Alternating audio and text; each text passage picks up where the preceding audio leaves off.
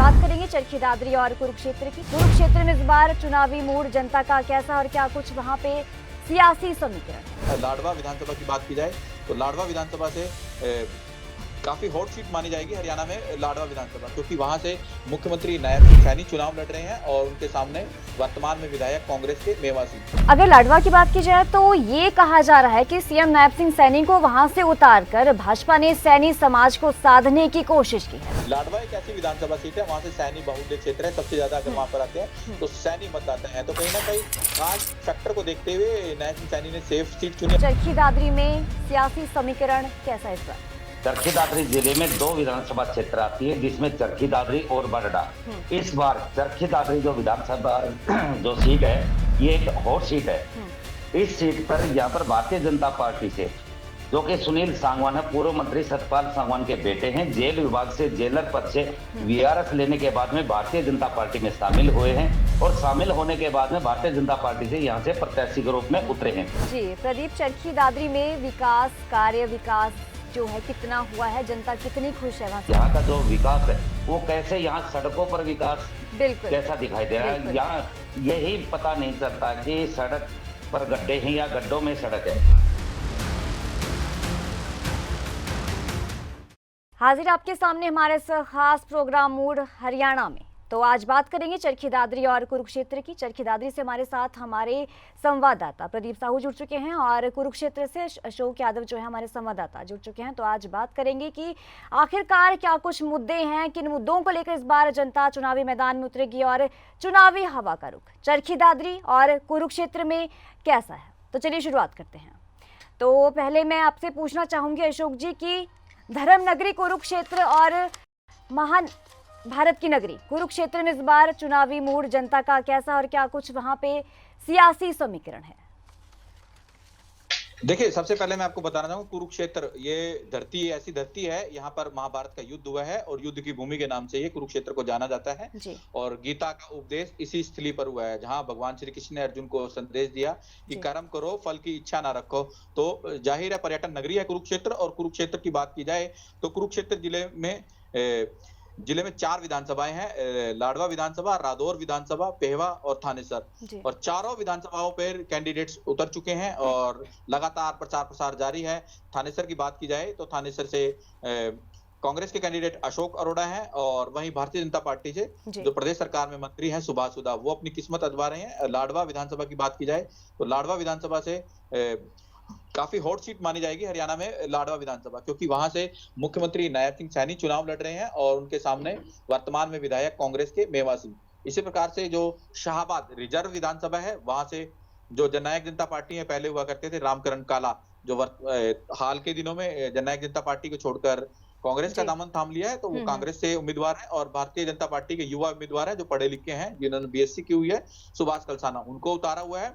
और लास्ट जो विधानसभा है कुरुक्षेत्र जिले में पेहवा, वहां से जो पूर्व मंत्री रहे हैं हरमंदर सिंह चट्ठा, उनके बेटे मनदीप चट्ठा को कांग्रेस पार्टी ने टिकट दिया। हालांकि कल ही उनका नाम, जो अंतिम दिन था नॉमिनेशन का, उनका नाम डिक्लेयर हुआ और आनंद फानन में उन्होंने अपना नॉमिनेशन भी दर्ज किया। और भारतीय जनता पार्टी की बात की जाए तो भारतीय जनता पार्टी ने वहां से पहले कमलजीत सिंह अजराना को उतारा था, मगर क्या कारण रहे खुल के कमलजीत सिंह अजराना ने नहीं बताए, तो कैंडिडेट वहां पर चेंज करना पड़ा। जी, मैं आपको बीच में रुकना चाहूंगी और ये पूछना चाहूंगी कि जो कमलजीत अजराना है, उनका वहां पर विरोध चल रहा है, क्या पार्टी को इससे नुकसान होगा? कमलजीत सिंह अजराना का विरोध किया गया और वहां पर कैंडिडेट्स को चेंज किया गया। अब जय भगवान शर्मा वहां से चुनाव लड़ेंगे, तो कहीं ना कहीं जो कमलजीत सिंह अजराना सिख चेहरा थे, बड़े चेहरा थे, क्योंकि पेहवा विधानसभा की पूरे हरियाणा में एक खासियत रही है, चर्चा है कि पेहवा विधानसभा ऐसी विधानसभा सीट है जो वहां से अगर भारतीय जनता पार्टी या पूर्व में जो भी सरकारें रही हैं वहां से अगर जीतता है, क्योंकि सिख वोट बैंक है, धान पर सबसे ज्यादा वहां होता है, धान और गेहूं जो हरियाणा में सबसे ज्यादा फसल उस क्षेत्र में होती है। सिख सबसे बड़ी बात रहेगी पेहवा विधानसभा की कि वहां से अगर जो कैंडिडेट जीतता है तो वो प्रदेश सरकार में कैबिनेट मंत्री या मंत्री जरूर बनता है। इससे पहले की सरकारों में जसविंदर संधू वो मंत्री बने जब इनेलो की सरकार हुआ करती थी, कांग्रेस की सरकार में हरमंदर सिंह चट्ठा मंत्री बने जब भारतीय जनता पार्टी की 40 सालों में जब एक बार सीट आई पेहवा विधानसभा से, तो वहां से संदीप सिंह प्रदेश सरकार में खेल मंत्री बने। तो कहीं ना कहीं ये कारण है, पेहवा विधानसभा से जो भी जीतेगा सिख चेहरा, बड़ा चेहरा, तो कहीं ना कहीं प्रदेश सरकार में कैबिनेट मिनिस्टर जरूर बनता है। तो यही कारण है कि सिख होने के बावजूद उनका विरोध किया गया। और क्या कारण था कि उनका विरोध इसलिए किया गया कि वो किसान आंदोलन में रहे थे। किसान आंदोलन में उन्होंने लगातार भारतीय जनता पार्टी की खिलाफत की, भारतीय जनता पार्टी के खिलाफ जहर उगला। तो यही कारण रहा, बड़ा कारण, कि उनकी टिकट वहां से कवलजीत सिंह अजराना को चेंज की गई और जय भगवान शर्मा को पेवा से भारतीय जनता पार्टी ने अपना उम्मीदवार घोषित किया। जी। अगर लाडवा की बात की जाए तो ये कहा जा रहा है कि सीएम नायब सिंह सैनी को वहां से उतारकर भाजपा ने सैनी समाज को साधने की कोशिश की है, क्या कुछ कहेंगे? देखिए, भारतीय जनता पार्टी ने लाडवा से, जो मुख्यमंत्री हैं वर्तमान में नायब सिंह सैनी, उनको वहां से चुनाव कैंडिडेट डिक्लेयर किया है, क्योंकि लाडवा एक ऐसी विधानसभा सीट है, वहां से सैनी बाहुल्य क्षेत्र है, सबसे ज्यादा अगर वहां पर आते हैं तो सैनी मतदाता है। तो कहीं ना कहीं कास्ट फैक्टर को देखते हुए नायब सिंह सैनी ने सेफ सीट चुनी। हालांकि नायब सिंह सैनी की ऐसी चर्चाएं थी हरियाणा प्रदेश में कि वो 2 सीटों से डिमांड भी कर रहे थे। ऐसी चर्चाएं भी चली थी कि वो करनाल लड़ सकते हैं, गन्नौर लड़ सकते हैं। तो हालांकि भारतीय जनता पार्टी, जो पार्टी हाईकमान का काम होता है, केंद्रीय हाईकमान का काम होता है, उन्होंने उनको लाडवा विधानसभा दिया। और लाडवा के साथ ही लगता उनका जो गांव है, जिला है उनके, क्योंकि यहाँ से वो सांसद रहे हैं कुरुक्षेत्र से, और जब मुख्यमंत्री बने तो उनका कुरुक्षेत्र के पास बिल्कुल लाडवा विधानसभा के साथ लगते, नेशनल हाईवे के साथ लगते, उनका सेक्टर 3 में निवास है। तो अक्सर लाडवा में आना जाना लगा रहता है। और सैनी वोट बैंक होने के कारण कहीं ना कहीं उन्होंने, नायब सिंह सैनी ने देखा कि सैनी वोट बैंक सबसे ज्यादा है। कहीं ना कहीं मतदाता, जैसे जाट वोट बैंक है या ब्राह्मण वोट बैंक है, तो इनको देखते हुए सैनी वोट बैंक, क्योंकि बिल्कुल साथ लगता यमुनानगर है, सैनी वोट बैंक ज्यादा है, सैनी वोट बैंक तो मतदाताओं की ज्यादा संख्या को देखते हुए इसलिए नायब सिंह सैनी को लाडवा विधानसभा से चुना गया है और लाडवा विधानसभा सीट से उतारा गया है। क्योंकि सबसे बड़ी हरियाणा प्रदेश में हॉट सीट है और सभी जो मीडिया की निगाहें हैं उस सीट पर लगी हुई हैं कि जब वोट डलेंगे या जब मतदान आएंगे उस सीट का क्या निकल कर परिणाम सामने आता है। बिल्कुल यही सवाल प्रदीप आपसे रहेगा कि चरखी दादरी में सियासी समीकरण कैसा इस बार? देखिए सुमन, सबसे पहले मैं आपको बता दूं कि चरखी दादरी जिला 2018 में बना था। उसके बाद में दूसरा ये विधानसभा चुनाव है चरखी दादरी जिले में। चरखी दादरी जिले में 2 विधानसभा क्षेत्र आती है, जिसमें चरखी दादरी और बरडा। इस बार चरखी दादरी जो विधानसभा जो सीट है, ये एक हॉट सीट है। इस सीट पर यहाँ पर भारतीय जनता पार्टी से, जो कि सुनील सांगवान है, पूर्व मंत्री सतपाल सांगवान के बेटे हैं, जेल विभाग से जेलर पद से वीआरएस लेने के बाद में भारतीय जनता पार्टी में शामिल हुए हैं और शामिल होने के बाद में भारतीय जनता पार्टी से यहां से प्रत्याशी के रूप में उतरे हैं। और सुनील सांगवान के जो पिताजी सतपाल सांगवान 2 बार यहां से विधायक रह चुके हैं, 6 बार वो चुनाव लड़ चुके हैं। और इसके साथ साथ कांग्रेस पार्टी ने यहाँ पर डॉक्टर मनीषा सांगवान को उतारा है, क्योंकि हालांकि 3 से 4 पूर्व विधायक, जैसे कि सोमवीर सांगवान चरखी दादरी से विधायक थे, 4 विधायक यहाँ पर टिकट के लाइन में थे। पूर्व विधायकों को छोड़ करके मनीषा सांगवान को यहाँ पर उतारा है। तो कहीं ना कहीं इस बार मुकाबला काफी दिलचस्प रहेगा। चरखी दादरी विधानसभा में करीब 2,05,000 यहाँ पर वोटर हैं। इस बार 2 महिला उम्मीदवार मैदान में उतरी हैं। यहाँ पर आम आदमी पार्टी से रोडवेज विभाग में पूर्व जीएम रहे धनराज कुंडू भी मैदान में उतरे हैं। इसके साथ साथ राजदीप फोगाट को जननायक जनता पार्टी ने उतारा है, जो कि पहले पूर्व विधायक भी रहे हैं। और बीएसपी और आईएनएलडी के जो साझा उम्मीदवार है वो आनंद सोरान रहेंगे। इस बार काफी दिलचस्प मुकाबला रहेगा। वहीं बाड़ा विधानसभा क्षेत्र में भी करीब 2 लाख यहाँ पर वोटर हैं और इसमें 19 उम्मीदवार यहाँ चुनाव मैदान में उतरे हैं। बीजेपी से उमेद पातवास, जो कि पिछले दिनों लोकसभा क्षेत्र का चुनाव था, उस समय वो बीजेपी में शामिल हुए थे और उनको यहाँ पर प्रत्याशी उतारा है। इससे पहले सुखविंदर सिंह मांडी, जो कि पूर्व विधायक रहे हैं, और यहाँ पर जो सुखविंदर सिंह मांडी है वो किसान प्रकोष्ठ के प्रदेश अध्यक्ष भी रहे। जैसे ही टिकट की घोषणा हुई तो वो बीजेपी से बागी भी हो गए, जिसका खामियाजा भाजपा को भी भुगतना पड़ सकता है। कांग्रेस पार्टी से इस बार यहाँ पर चौरान खाप से संबंधित, जो लोहारू से 3 बार कांग्रेस की टिकट पर चुनाव लड़ चुके हैं, सोमवीर चौरान, उसको यहाँ पर उतारा गया है।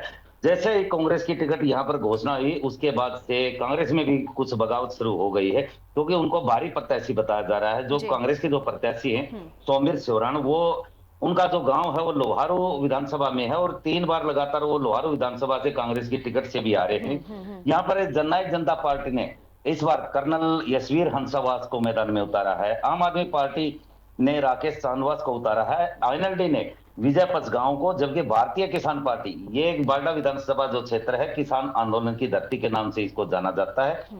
यहाँ पर एक भारतीय किसान पार्टी ने महेंद्र जेवली को मैदान में उतारा है। तो इस बार दोनों जो विधानसभा सीटें हैं, काफी दिलचस्प यहाँ पर मुकाबला देखने को मिलेगा। मुकाबला जो है वो दिलचस्प होने वाला है, लेकिन गठबंधन भी बीच में आ गया है, तो गठबंधन का इस बार क्या असर देखने को मिलेगा? देखिए सुमन, जिस तरह गठबंधन बीच में आ गया ठीक है, लेकिन जो गठबंधन का यहाँ इतना ज्यादा असर नहीं होगा। यहाँ पर जो मुद्दे रहेंगे वो स्थानीय मुद्दे होंगे, और इस बार विशेष बात ये रहेगी, जो भी कांग्रेस और बीजेपी से जो निर्दलीय उम्मीदवार मैदान में उतरे हैं, वो इस बार गणित भी बिगाड़ सकते हैं। कुछ ऐसा भी भाई बीजेपी और कांग्रेस के बीच में सीधे रूप से यहाँ पर मुकाबला दिखाई दे रहा है, लेकिन जो निर्दलीय है वो पूरा गणित भी बिगाड़ सकते हैं। बिल्कुल। अशोक, आपसे पूछना चाहूंगी, धर्म नगरी कुरुक्षेत्र जो है वो पर्यटन नगरी भी है, तो क्या कुछ समस्या है वहां पे? देखिए, पर्यटन नगरी के नाम से मैंने आपको पहले बताया था कि विश्व विख्यात नगरी है, और यहाँ ब्रह्म सरोवर है, सबसे बड़ा ब्रह्म सरोवर जो विश्व विख्यात है, और यहाँ पर लाखों लोग आते हैं जब सूर्यग्रहण का मेला लगता है। यानी कहा जाता है मोक्ष की कामना के लिए कुरुक्षेत्र में लोग आते हैं, गीता की जन्मस्थली है। तो अंतर्राष्ट्रीय पटल पर बात की जाए तो यहाँ पर अंतर्राष्ट्रीय गीता महोत्सव का मेला लगता है। तो कहीं ना कहीं जिस तरह से लगातार यहाँ पर लोग आते हैं, मगर सबसे बड़ी कमी उनको जब खलती है कि यहाँ पर आकर देखते हैं कि पर्यटन नगरी है, पर्यटन की नगरी के नाम से इतना विकास की बात की जाए, तो कहीं ना कहीं वो लोग यहाँ रुकते नहीं है, वो लोग निकल जाते हैं कुरुक्षेत्र से, कि उनको यहाँ पर वो फैसिलिटी नहीं मिलती। अगर चंडीगढ़ आते हैं ट्राई सिटी में, या दिल्ली आते हैं देश की राजधानी में, या किसी और बेंगलोर या अहमदाबाद कहीं पहुंचते हैं, तो उनको वहां रुकने की अच्छी व्यवस्था मिलती है, 5 स्टार होटल मिलते हैं, एरोप्लेन से आते हैं या बाय एयर आते हैं, शताब्दी राजधानी जो अच्छी ट्रेनें हैं उनसे वो सफर करते हैं। ऐसी व्यवस्था कुरुक्षेत्र में नहीं है। तो कहीं ना कहीं ये बड़ा कारण है कि जो अंतर्राष्ट्रीय पटल पर नाम है जिस नगरी का, कुरुक्षेत्र का, या विदेश से लोग आते हैं, वो कुरुक्षेत्र रुकते नहीं है, कि उन्हें दिखता है कि यहाँ पे उन्होंने स्नान की, पूजा की और मंदिरों के दर्शन करे, वो निकल जाते हैं, वो चंडीगढ़ निकल जाते हैं, या वो अपनी फ्लाइट पकड़ के वापस जहां से वो आते हैं, दिल्ली, बेंगलोर या फॉरेन कंट्रीज से, तो वो लोग वापस निकल जाते हैं, क्योंकि इस तरह की व्यवस्था नहीं है, कोई 5 स्टार होटल नहीं है, कोई इंटरनेशनल लेवल का होटल नहीं है। तो ये बड़ा टूरिस्ट हब जरूर माना जाता है, मगर बार बार इसको लेकर पर्यटन दृष्टि पे बातचीत उठती रही है। कुरुक्षेत्र को अंतर्राष्ट्रीय पटल पर लाया जाएगा, अंतर्राष्ट्रीय पैमाने पर होगा कुरुक्षेत्र, मगर लोगों के मन में ठेस पहुंचती है, आस्था उनके मन में पहुंचती है कि यहाँ पर कोई पर्यटन को बात करती है सरकार। पूर्व की सरकार कांग्रेस सरकार रही है, उसने बातचीत की कि अंतर्राष्ट्रीय पटल पर कुरुक्षेत्र का नाम होगा। वर्तमान सरकार कहती है कि हमने करोड़ों रुपया पानी की तरह बहा दिया कुरुक्षेत्र में, विकास कार्य किए, मगर कहीं ना कहीं जब श्रद्धालु पहुंचते हैं तो उनके मन में ठेस लगती है। सरकार, ब्रह्म सरोवर है, विश्व विख्यात ब्रह्म सरोवर है, जहाँ पे लाखों लोग स्नान करने आते हैं। अंतर्राष्ट्रीय गीता जयंती का महोत्सव का पर्व बनता है, देश के राष्ट्रपति से लेकर प्रधानमंत्री, तमाम वीवीआईपी लोग आते हैं। सरकार कहती है कि हमने चलता पानी कर दिया ब्रह्म सरोवर का, करोड़ों रुपए खर्च कर दिए, मगर जब बिल्कुल, मैं आपसे यहाँ पे ये भी पूछना चाहूँ कि भाजपा का ये कहना है कि कुरुक्षेत्र में 5,000 करोड़ के विकास कार्य करवाएं, लेकिन जब बारिश होती है तो तमाम जो दावे हैं उनके विकास कार्यों की पोल खुल जाती है, क्या कहेंगे? देखिए, सरकार कह रही है कि हमने कुरुक्षेत्र में 5,000 करोड़ रुपए के विकास कार्य कराए हैं। 5,000 करोड़ रुपए के विकास कार्य कहीं दिखने तो चाहिए। अब सरकार कहती है कि हमने एलिवेटेड ट्रैक बनाया, मानते हैं एलिवेटेड ट्रैक बनाया है, शहर का एक हिस्सा जो सबसे बड़ी आबादी है वो एलिवेटेड ट्रैक से बाहर रहती है, यानी कि हरियाणा प्रदेश का दूसरा या तीसरा ये एलिवेटेड ट्रैक है। कब बनकर तैयार होगा? लोकसभा चुनाव में कहा दावा किया था कि लोकसभा चुनाव से पहले बनकर तैयार हो जाएगा। अब हरियाणा प्रदेश में विधानसभा के चुनाव कब तैयार होगा, जनता इसकी वेट कर रही है, क्योंकि जब ट्रेन निकलती है पटड़ी के पास से तो पूरा शहर जाम हो जाता है, लोग फंस जाते हैं। कुरुक्षेत्र विश्वविद्यालय A++ ग्रेड यूनिवर्सिटी है, देश भर से यहाँ पर स्टूडेंट्स पढ़ने के लिए आते हैं, तो उनको दिक्कत आती है, वो फंस जाते हैं जाम में। तो कहीं ना कहीं ये बड़ा मुद्दा है, आखिरकार बनकर कब तैयार होगा? सरकार कह रही है कि 5,000 करोड़ रुपए कुरुक्षेत्र के विकास कार्य पे लगा दिए। एक पानी की बरसात होती है तो पूरा शहर जलमग्न हो जाता है, डूब जाता है, ड्रेनिंग सिस्टम नहीं है कि पानी कहां से निकलेगा। आवारा गौवंश इतने घूमते हैं सड़कों पर। अभी हाल के दिनों में हमने पीटीसी न्यूज पे दिखाया कि एक महिला की किस तरह से गौवंश ने पटक कर उसको मार दिया जान से हाथ। तो कहीं ना कहीं ये बड़े मुद्दे हैं। सरकार कहती है कि 5,000 करोड़ रुपए लगाए, अगर दिखने चाहिए वो 5,000 करोड़ रुपए विकास कार्यों में दिखने चाहिए, क्योंकि जनता कहीं ना कहीं गुस्सा है, मन में गुस्सा है। तो कहीं ना कहीं इन चीजों को लेकर भी विधानसभा चुनाव में जनता इनसे जवाब मांगेगी कि आप कह रहे हैं 5,000 करोड़ रुपए लगाए हैं, 5,000 करोड़ रुपए धरातल पर दिखे। इतने में तो विपक्ष के लोग कहते हैं कि नया शहर बनके तैयार हो जाता। सरकार जो दावा कर रही है, कुरुक्षेत्र से जो थानेसर से विधायक है, मंत्री है प्रदेश सरकार में, वो कह रहे हैं मैंने कुरुक्षेत्र मेरा दिल है, कुरुक्षेत्र के दिल लोगों के लिए मैंने 5,000 करोड़ रुपए विकास कार्य में लगा दिए। तो कहीं ना कहीं लोगों के मन में गुस्सा, विधानसभा चुनाव में एंटी इनकम्बेंसी भी दिखाई देगी। 10 साल हो गए थानेसर से विधायक बने सुभाष सुधाकर, एंटी इनकम्बेंसी कुरुक्षेत्र में थानेसर विधानसभा में बड़ा मुद्दा रहने वाला है। जी, प्रदीप, चरखी दादरी में विकास जो है कितना हुआ है, जनता कितनी खुश है वहाँ से? क्योंकि देखिए लगातार आप भी ग्राउंड पे जाके लोगों की कवरेज करते रहते हैं, जनता की राय हम तक दिखाते रहते हैं, पीटीसी न्यूज़ पर हम लगातार दिखाते हैं कि आखिरकार जनता क्या कहती है विकास को लेकर। तो कुछ दर्शकों को बताइए थोड़ा सा डिटेल में कि आखिरकार जनता कितनी खुश है विकास कार्यों से चरखी दादरी में। देखिए सुमन, चरखी दादरी के विकास की अगर बात की जाए तो यहाँ पर स्पष्ट रूप से पिछले दिनों हमारे विशेष संवाददाता वैशाली जी भी यहाँ चरखी दादरी में आए थे। उस समय उनको पता भी लग गया था यहाँ का जो विकास है वो कैसे, यहाँ सड़कों पर विकास कैसा दिखाई दे रहा है। यहाँ यही पता नहीं चलता कि सड़क पर गड्ढे हैं या गड्ढों में सड़क है। बिल्कुल बिल्कुल। पहली बात तो ये है। दूसरी बात, यहाँ पर जितना भी सबसे बड़ी समस्या है यहाँ सीवरेज की। बिल्कुल। सीवरेज बारिश के दिनों में या सीवरेज सिस्टम ठप रहता है। बारिश के दिनों में यहाँ पर एक महीने तक पूरा शहर जलमग्न हो जाता है। यहाँ तक कि स्कूलों में भी, ग्राउंड में भी इतना पानी जमा हो जाता है कि जो बच्चे हैं, हजारों बच्चे, वो स्कूल में भी यहाँ पढ़ने के लिए बिल्कुल मजबूर भी होते हैं। उनको भय भी रहता है यहाँ कोई कीड़ा है या कोई सांप है या कोई और चीज है वो ना आ जाए। और पिछली बार जब यहाँ पर बारिश हुई थी तो करीब 1 महीने तक बाजार बिल्कुल बंद रहा, दुकानें नहीं खुल पाई। यहाँ पर दुकानदारों को काफी नुकसान हुआ। यहाँ पर विशेष रूप से सीवरेज और जल भराव की जो समस्या है, सबसे बड़ी समस्या ये है। हालांकि जो स्थानीय जनप्रतिनिधि पर भी भाजपा खुद भी आरोप लगा रही है कि भाजपा से विकास के नाम पर पैसे ले आए जनप्रतिनिधि, लेकिन भाजपा को छोड़कर कांग्रेस की गोद में बैठ गए, लेकिन उन्होंने धरातल पर विकास नहीं करवाया। और साथ के साथ यहाँ पर विपक्ष का भी ये कहना है कि चरखी दादरी तो सरकार ने अपने जो विकास का जो नक्शा था उससे हटा दिया। ऐसा ही मामला बारडा विधानसभा में है। यहाँ पर जो मुद्दे हैं, डार्क जोन घोषित कर रखा है। यहाँ पर सबसे बड़ी एक समस्या और यहाँ पर है कि एनसीआर क्षेत्र में चरखी दादरी जिला आता है, लेकिन एनसीआर से संबंधित जो सुविधाएं हैं वो लोगों को नहीं मिल रही। और सरकार की एंटी इनकम्बेंसी का भी यहाँ सीधे रूप से असर दिखाई दे रहा है। कुल मिला के अगर बात यह पूरे विकास की जाए, बारडा विधानसभा क्षेत्र में डिप्टी सीएम की माता नैना चौटाला थी, उनके द्वारा उनका दावा भी किया जा रहा है कि हमने यहाँ पर करीब 200 करोड़ रुपए के विकास कार्य करवाए, लेकिन लोगों में इस बात का गुस्सा है अगर विकास हुआ तो कहाँ हुआ। ऐसा ही चरखी दादरी के विधायक सोमवीर सांगवान, दादरी जिला बन गया है लेकिन जिले के लेवल की यहाँ सुविधाएं नहीं है। वो दावा करते हैं कि करीब 1500 करोड़ रुपए उन्होंने धरातल पर किए हैं, लेकिन धरातल पर कहाँ विकास हुआ। तो कहने का मतलब ये है कि जो तमाम दावे हैं वो फेल होते हुए कहीं ना कहीं चरखी दादरी में नजर आ रहे हैं। बिल्कुल, जो दावे किए जा रहे हैं यहाँ विकास के दावे किए जा रहे हैं, लेकिन धरातल पर इतना विकास बिल्कुल। सबसे बड़ी एक और यहाँ पर सीसीआई की है, जो कि 1990 के दशक में बंद हो गई थी। करीब 205 एकड़ जो जमीन है वो यहाँ पर खाली पड़ी हुई है। लोगों का यहाँ पर इस बार ये मुद्दा भी है, यहाँ कोई इंडस्ट्रियल एरिया बने या कोई एजुकेशन हब यहाँ पर आए। चरखी दादरी विधानसभा में गवर्नमेंट कॉलेज या कोई टेक्निकल कॉलेज या कोई ITI इस तरह का कोई बड़ा शिक्षण संस्थान यहाँ पर अगर होता है, या कोई स्पोर्ट्स यूनिट, क्योंकि ये बलाली जो गांव है खिलाड़ियों का गांव भी है, ये पूरा एरिया खिलाड़ियों का भी है, तो यहाँ पर जिला लेवल का भी कोई स्टेडियम नहीं है खिलाड़ियों के लिए। तो या कोई स्पोर्ट्स यहाँ पर कोई यूनिवर्सिटी खुले या फिर कोई टेक्निकल कॉलेज खुले, तो यहाँ इस तरह के ये मुद्दे रहेंगे। जी बिल्कुल। अशोक, देखिए जनता के बीच में आप गए, चुनावी मुद्दे जाने, जनता की राय जानी, तो जनता का इस बार चुनावी मूड कैसा है?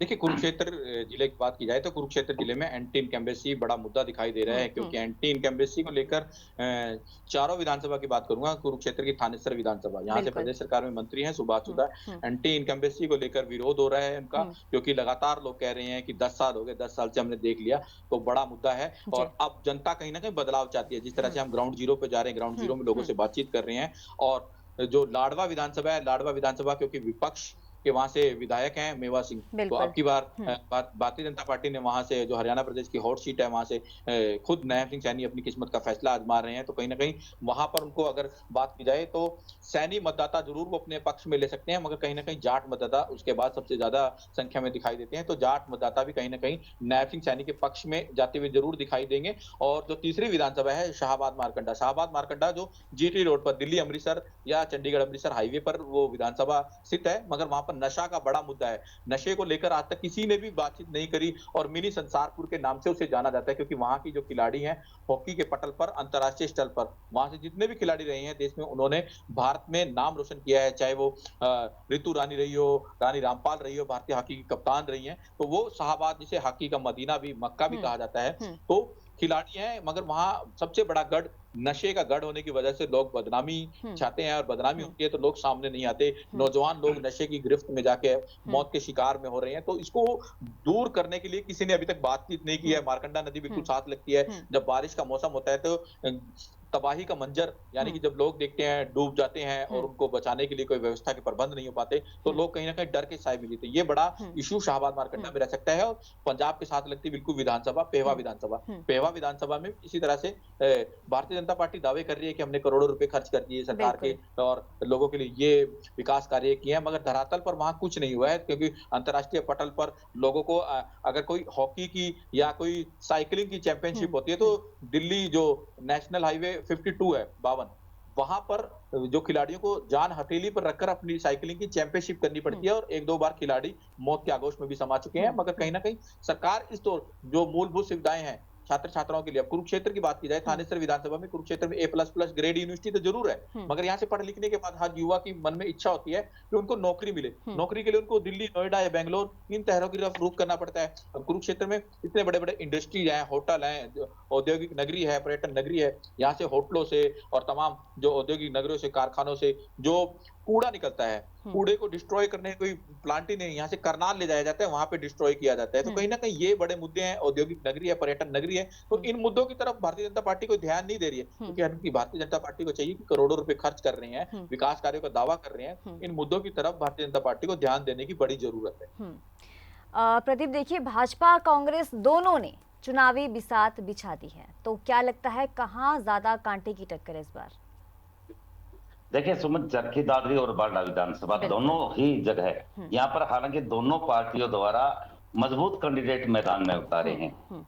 चरखी दादरी विधानसभा की बात करते हैं, बीजेपी ने यहाँ पर जो जेलर हैं सुनील सांगवान, उसको यहाँ पर प्रत्याशी बनाया है। कांग्रेस ने डॉक्टर मनीषा सांगवान को यहाँ पर प्रत्याशी बनाया। तो यहाँ पर सीधे रूप से चरखी दादरी विधानसभा में बिल्कुल आमने सामने की टक्कर दिखाई दे रहे हैं। वहीं बारडा विधानसभा, जहां से पिछली बार नैना सिंह चौटाला MLA थी, वहां से बीजेपी ने यहाँ उमेद पातुआस को मैदान में उतारा है। वहीं कांग्रेस ने वहां पर सोमवीर सोरान को, लेकिन सोमवीर सोरान को लोहारू से बारडा में शिफ्ट कर दिया गया। तो इस बात को लेकर कहीं बाहरी को लेकर कुछ लोगों में गुस्सा भी है, वो भी कुछ इसका नुकसान झेलना भी पड़ सकता है। लेकिन इधर बीजेपी को एंटी इनकम्बेंसी का भी यहाँ पर देखना पड़ सकता है कि विशेष रूप से जो निर्दलीय हैं वो समीकरण भी बिगाड़ सकते हैं, क्योंकि बीजेपी और कांग्रेस से दोनों से ही बागी होकर वो निर्दलीय के रूप में भी चुनाव लड़ रहे हैं। और विशेष एक बात और, बारडा विधानसभा में जो कांग्रेस की लिस्ट में जो उम्मीदवार जो थे, करीब 60 लोगों ने यहाँ पर अपनी दावेदारी पेश की थी, लेकिन टिकट 60 में से किसी को भी नहीं मिली। लोहारू से सोमवीर सिंह सोरान को, पूर्व विधायक को यहाँ से मैदान में उतार दिया। तो इसको लेकर भी कहीं ना कहीं कांग्रेसियों के बीच भी ये बात है कि भी सरकार जो भी उनके जो उम्मीदवार थे, 60 उम्मीदवार, उसमें से किसी को मैदान में उतारा जा सकता था। इधर भाजपा में भी ऐसा ही है। भारतीय जनता पार्टी से जिसको भी उम्मीदवार बनाया गया, उमेद पातुआस को, उसके बाद से पार्टी ने बगावत कर दी। पूर्व विधायक जो यहाँ से भाजपा से 2 बार चुनाव लड़ चुके हैं, सुखविंदर मांडी, उन्होंने पार्टी पद से इस्तीफा दे दिया। तो इस बात का भी असर पड़ेगा। ऐसा ही चरखी दादरी में है। कांग्रेस और बीजेपी के बागी लोग हैं, वो निर्दलीय के रूप में यहाँ पर चुनाव लड़ रहे हैं, लेकिन सीधम सीधा विकास को लेकर, मुद्दों को लेकर यहाँ पर कांटे की टक्कर दोनों जगह दिखाई दे रही है। जी, तो जिन नेताओं को टिकट नहीं मिला उनके मन में टीस तो जरूर रहेगी, तो क्या लगता है बगावती से उठने से पार्टी को नुकसान होगा? बिल्कुल, जिन नेताओं को यहाँ टिकट नहीं मिली उसके बाद से ही यहाँ पर बगावत शुरू हो गई। भारतीय जनता पार्टी और कांग्रेस दोनों में ही बगावत हो गई। दोनों पार्टियों के जो नेता हैं, वो कुछ नेता इंडिपेंडेंट भी चुनाव लड़ रहे हैं। इसको लेकर दोनों पार्टियों को भी बिल्कुल नुकसान है। जी, तो चरखी दादरी और कुरुक्षेत्र से हमारे संवाददाताओं ने आपको बताया कि आखिरकार इस बार जनता का मूड क्या है, किन मुद्दों को लेकर इस बार जनता चुनावी मैदान में उतरेगी, क्या कुछ समस्याएं हैं और कितने विकास कार्य हुए हैं। तो पीटीसी न्यूज की टीम लगातार आपको ग्राउंड से रिपोर्ट्स भी दिखाती रहती है, जनता की राय आपको तक पहुंचाती रहती है और आगे भी पहुंचाएगी। इसी वादे के साथ मुझे दीजिए इजाजत, नमस्कार और पल पल के अपडेट के लिए आप जुड़े रहिए पीटीसी न्यूज के साथ।